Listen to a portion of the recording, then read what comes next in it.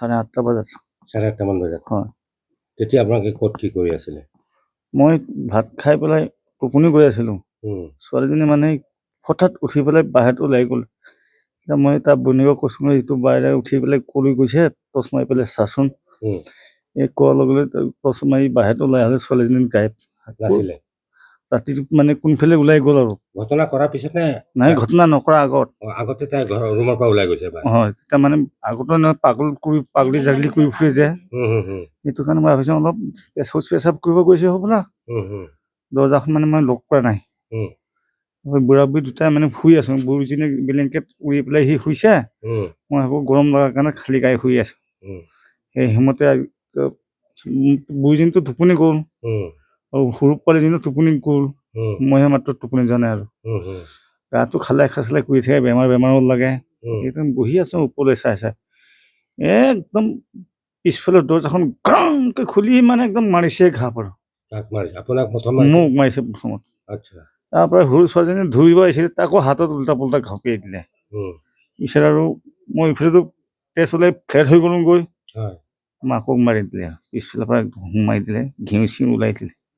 কিহেদি মাৰিছে? দা নে কি চাকু নিচিনা দেখা পাইছোঁ প্ৰথমত, পিছতে দা।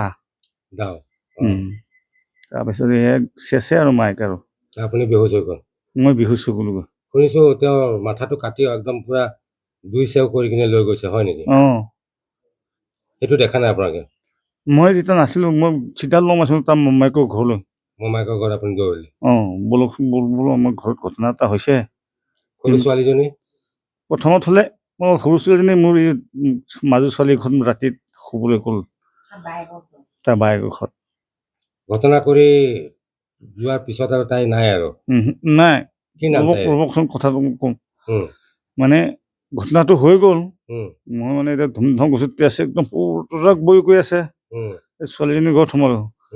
সোমোৱাৰ লগে লগে তাৰ ঘনীজনীয়ে গোটেই ভিজা কাপোৰটো মুচি দিলে। তাৰপৰা সেই হালধি চালধি দি বেণ্ডেজ কৰি দিলে।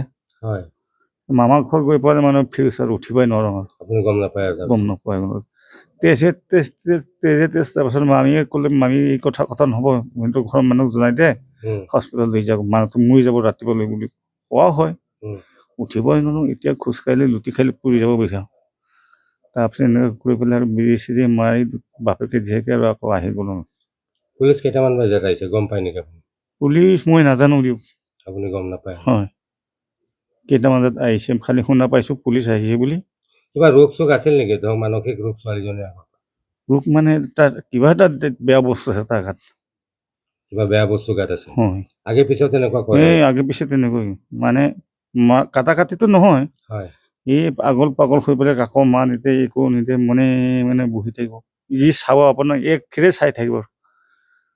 কিবা বস্তু চস্তু ভাঙা চিঙা অত্যাচাৰ কৰিছিল নেকি আগতে? নাই। ধৰক তেনেকুৱা মানসিক কিবা হ'লে একো নকৰে? একো নকৰে। এইবাৰ প্ৰথম তেনেকুৱা কৰিছে? এইবাৰ প্ৰথম।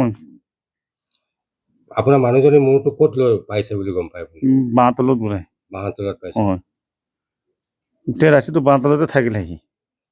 এই ৰাতিপুৱা ইফালে বিচাৰে সিফালে বিচাৰোঁতে পাই গ'ল।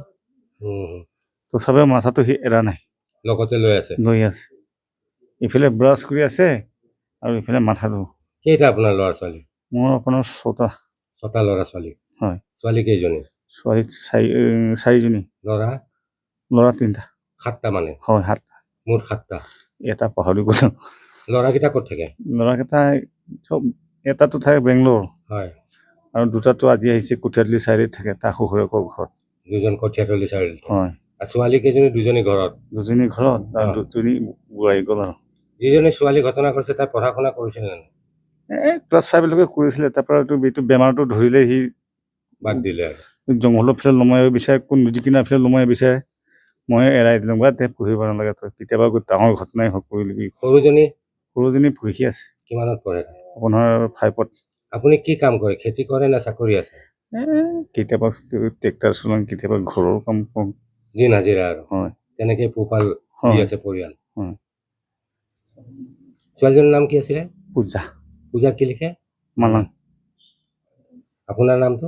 প্ৰেমেন্দ্ৰ মালাং ন? হয়। আৰু যিগৰাকী আপোনাৰ পত্নীৰ নাম কি আছিলে? অনুমাই মালাং।